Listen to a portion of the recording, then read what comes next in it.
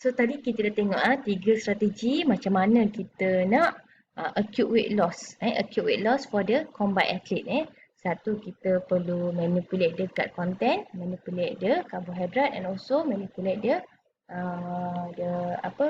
the water intake lah, the body water. So now kita nak tengok post weight in recovery nutrition.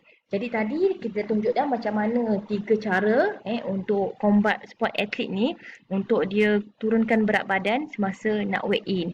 So bila post weigh in tu, okay, kita kena make sure kan they have a proper nutrition ataupun kita panggil sebagai recovery period. So any advantage gain from cutting weight leading into competition will be best maximized by enacting a calculated recovery plan following weigh-in. And priority following weigh-in may include rehydration, glycogen restoration and also management of gastrointestinal stress. Jadi untuk post weigh-in recovery nutrition, kita fokus kepada 3. Satu, macam mana kita nak rehydrate balik. Tadi dia dah hydrate kan? Macam mana kita nak rehydrate balik the athlete. Macam mana kita nak storage balik the glycogen, to restore balik the glycogen. Dan macam mana kita nak manage the GI distress. Why GI distress? Kita akan tengok lepas ni. Okay.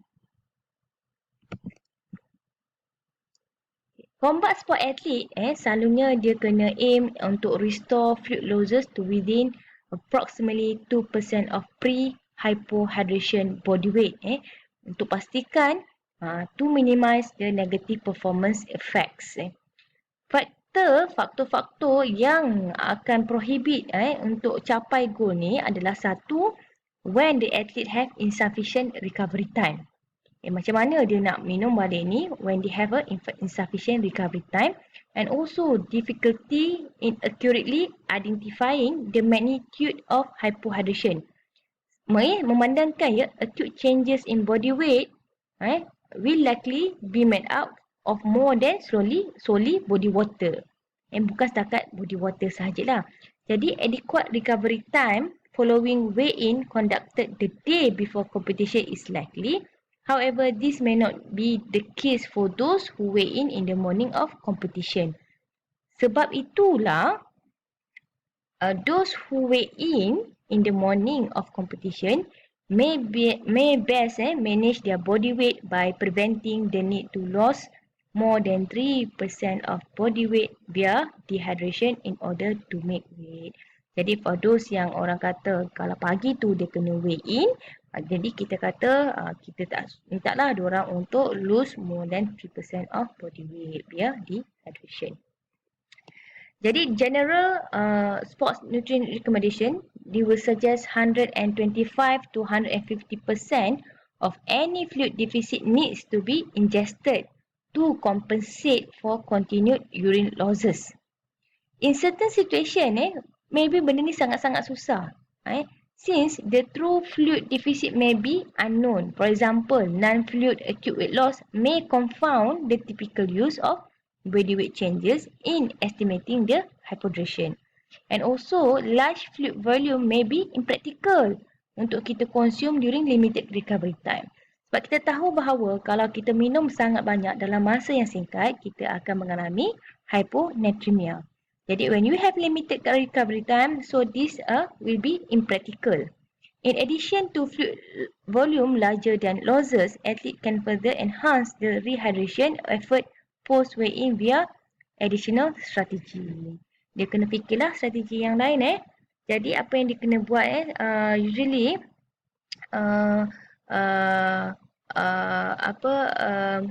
sweat loss are compromised of not only fluid tapi sometimes dia ada juga electrolytes. Kita tahu dalam sweat kita bukan setakat kita hanya kehilangan air tapi kita juga kehilangan electrolyte especially sodium and juga chloride electrolyte.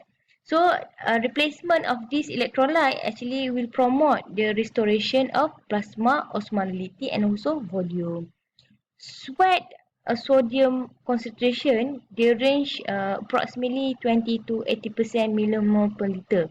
So it makes difficult to prescribe one optimal sodium concentration for a rehydration beverage.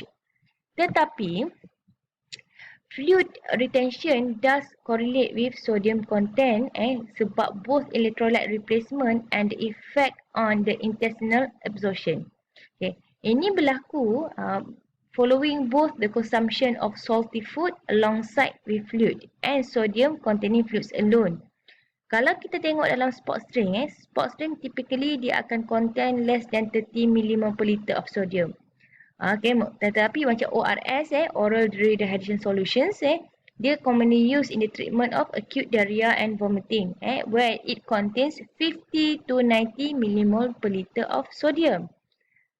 Thus, consuming beverages dengan additional sodium may be the best option when rehydration is the priority.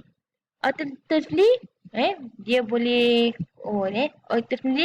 boleh consume salty snacks alongside sport drinks, sebab benda ni juga akan bantu untuk increase the total sodium load ingested and secara tak langsung dia akan increase fluid retention. Dalam keadaan senario ini, we need to consider to be given to the fact that increased energy that derive from any food consumed concurrent to a sport drink will slow the gastric emptying. Lastly, the fluid restriction actually can cause a decrease in net body water without the same electrolyte losses. Therefore, electrolyte replacement is less important in this situation and lower sodium will be retained. Okay, yang kedua cara untuk post-weight recovery nutrition adalah glycogen restoration. Other than rehydration, yang kedua paling penting kita tahu adalah glycogen restoration. Fully saturated glycogen stores may not be required untuk optimal performance in combat sports compared to endurance sports. Tetapi, incomplete glycogen depletion actually can impact the anaerobic exercise that lasting approximately 5 minutes and also performance improvement following glycogen loading in predominantly anaerobically fueled scenario has also been noted. Okay, furthermore, body weight gain sebab kerana consequence of glycogen lifting, secara tak langsung indirectly dia akan increase the competitive success. Sebab itulah post-weight in recovery nutrition kena include enough carbohydrate. At least untuk provide adequate fuel for competition needs and also untuk maximize the glycogen stores. If time permits and intake doesn't interfere with rehydration and also GI comfort.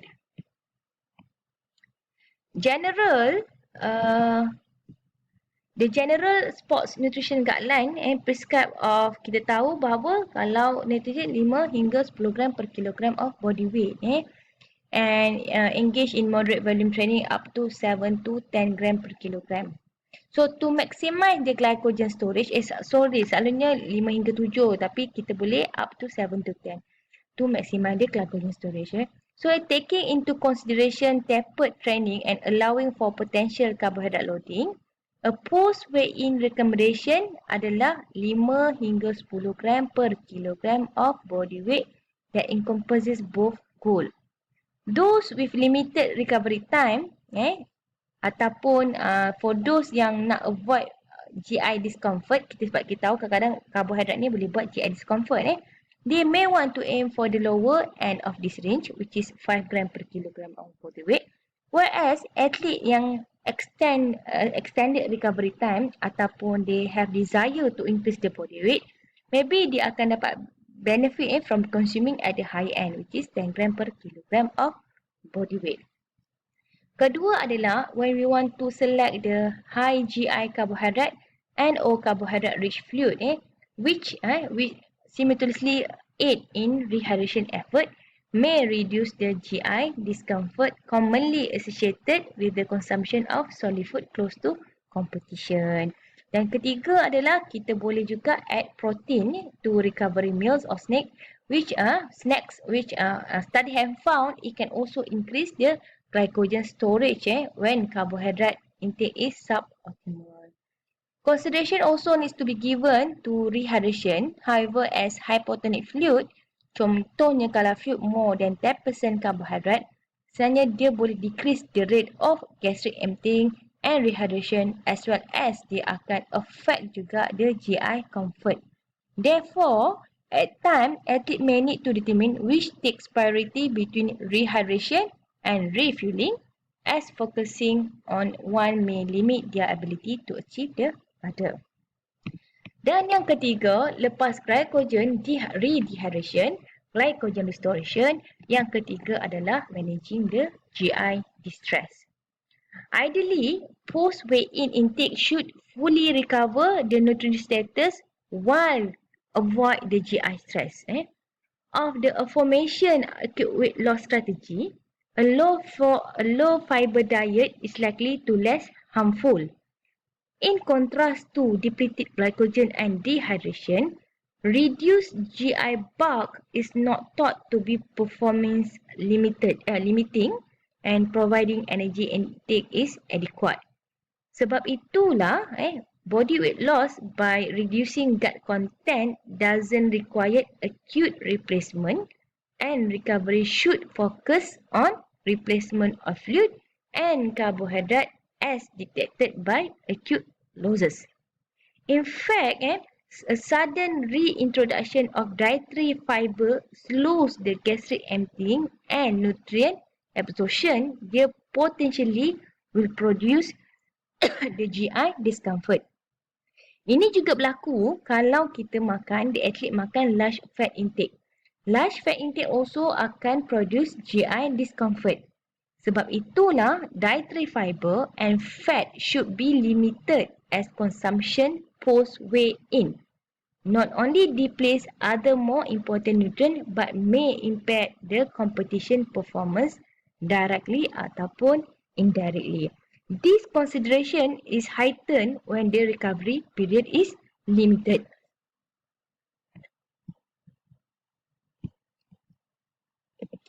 Some athletes, they are worried about GI stress. They may feel unable to consume solid food or even energy-containing fluid pre-event.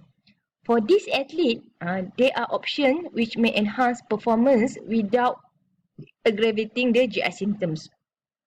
Jadi, selalunya caffeine and also mouth rising and also spitting carbohydrate-based solution of food, dia kata kadang-kadang dia boleh membantu untuk performance during times of low carbohydrate availability. Jadi, becomes familiar with individual response to caffeine is very important. However, in general, dia tahu the dose-response relationship with caffeine follows a U-shaped curve. There is mild to moderate doses ataupun 3 hingga 6 mg per kilogram that consume 1 hour pre-exercise, elicit the desirable effect and also increase doses causes overstimulation, anxiety and also potential decrement in fine motor control. Jadi, although no specific combat sports data exists, based on the current literature in comparable as well as wider scenario, raising the mouth for approximately 10 seconds with a sport drink pre-competition actually may enhance the performance. This represent a low-risk strategy potentially provide increased drive due to the activation of regions or responses in the our central nervous system, yang mana dia akan increase the corticomotor activity ataupun dia boleh reduce the perception of effort at the time where athlete may want to avoid swallowing food or fluid.